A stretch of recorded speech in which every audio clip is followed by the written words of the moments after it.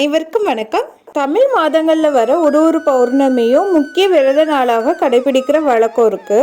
அது மாதிரி பங்குனி மாதத்துல வர பௌர்ணமியை பங்குனி உத்தரமா நம்ம கொண்டாடுறோம். இந்த ஆண்டு வர பங்குனி உத்தரம் தேதி மற்றும் அதனுடைய சிறப்புகளை பற்றி நம்ம இந்த வீடியோல பார்க்கலாம் வாங்க. பங்குனி உத்தரம் முருகப்பெருமானுக்கு ரொம்பவே உரியது நமக்கு எல்லாருக்குமே. ஆனா சிவபெருமானும் விஷ்ணு பெருமான்னு எல்லா தெய்வங்களும் இந்த நாள் ரொம்ப சிறப்பு வாய்ந்தது. பங்குனி மாதத்துல வர பௌர்ணமியும் உத்தர நட்சத்திரமும் சேர்ந்து வருவதுதான் பங்குனி உத்தரமா கொண்டாடுறோம். இந்த தினத்துல முருகப்பெருமானுக்கு தேர் இழுப்பது, காவடி எடுப்பது, பாலாபிஷேகம் செய்வதுங்கிறது ரொம்பவே சிறப்பானது. இந்த தினத்தில் தான் மீனாட்சி சுந்தரேஸ்வரருக்கு மதுரையில் திருமணம் நடைபெற்றதாக சொல்லப்படுது. அதே போல முருகன் தேவயானி, ராமர் சீதை, ஸ்ரீரங்கநாதர் ஆண்டாள் என தெய்வ திருமணங்கள் பலவும் நடைபெற்றதா சொல்லப்படுது. அதனாலதான் இந்த தினத்துல விரதம் இருக்கிறத கல்யாண விரதம் சொல்றாங்க. இந்த விரதம் இருக்கிறதுனால இளைஞர்கள் கணிப்பெண்களுக்கு அவர்கள் நினைத்த போலேயே வாழ்க்கை அமையுங்கிறது நம்பிக்கை.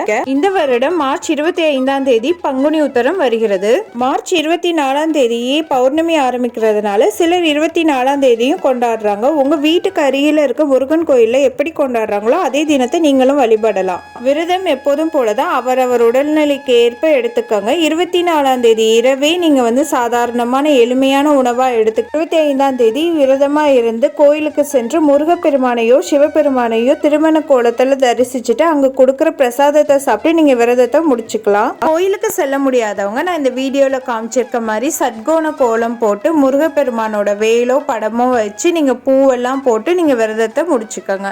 வீட்டுல செய்யற வழிபாட்டுல சக்கரை பொங்கலோ இல்லது பால் பாயசம் இல்லைன்னா பாலோட சக்கரை சேர்த்து வச்சு நீங்க வழிபாட்டை மேற்கொள்ளுங்க. மாலை 6 நெய் தீபங்கள் வீட்லேயோ இல்லைன்னா கோயிலையோ போடுறது ரொம்பவே சிறப்பு. 25 சந்திர கிரகணமும் சிவனுக்கு ரொம்பவே முக்கியமான நாளாகிய திங்கட்கிழமையும் அதாவது சோமவாரமும் சேர்ந்து வர்றதுனால முருகப்பெருமான் அருளோட சேர்த்து சிவபெருமான அருளையும் பெற முடியும். இந்த வீடியோ உங்களுக்கு பிடிச்சிருந்ததுன்னா உங்க ஃப்ரெண்ட்ஸ் அண்ட் ஃபேமிலி கூட ஷேர் பண்ணுங்க. மறக்காம சப்ஸ்கிரைப் பண்ணிக்கோங்க. தேங்க்ஸ் ஃபார் வாட்சிங். ஓம் சரவண பவ.